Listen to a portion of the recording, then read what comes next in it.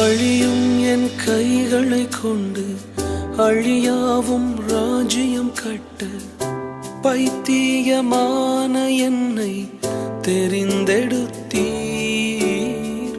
அழியும் என் உதடுகள் கொண்டு அழியாவும் வார்த்தையை சொல்ல எத்தனாய் வாழ்ந்த என்னை பிரித்தெடுத்தீர். ஆராதிப்பே அதை எண்ணியே வாழ்நாளெல்லாம் உமை மட்டுமே ஆராதிப்பே அதை